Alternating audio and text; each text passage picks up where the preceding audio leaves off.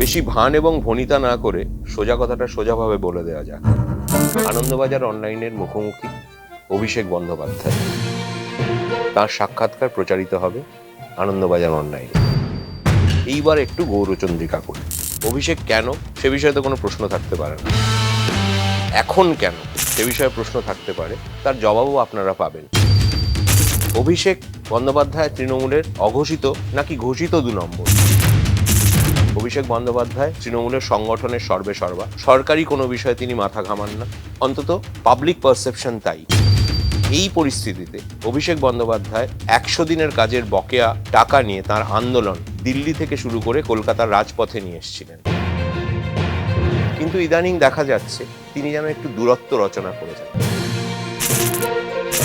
তার সঙ্গে কি সত্যিই রাজ্যের মুখ্যমন্ত্রী তথা তার পারিবারিক সূত্রে তার আত্মীয় মমতা বন্দ্যোপাধ্যায়ের একটা দূরত্ব তৈরি হয়েছে? তৃণমূলে কি সব সুপবন বহিতেছে না? কিন্তু অভিষেক বন্দ্যোপাধ্যায় দূরে থাকলেও খবর, কাছে থাকলেও খবর। তিনি নবজোয়ারে থাকলেও খবর, তিনি ভাটায় থাকলেও খবর।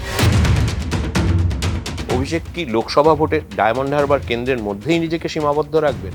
এমন অজস্র প্রশ্ন সারা বাংলা তাঁর কাছে আছে। তার যারা অনুগামী তাদের আছে, তার যারা বিরোধী তাদেরও আছে। আর আমাদের মতো যারা তাকে ওয়াচ করি, তার কাজকর্ম, তার কথাবার্তা, তার বক্তৃতা, সমস্ত কিছু যারা নজরে রাখি নিরন্তর, তাদেরও আছে। এই সব প্রশ্নের জবাব অভিষেক বন্দ্যোপাধ্যায় দেবেন আনন্দবাজার অনলাইনে। কবে? নজর রাখুন।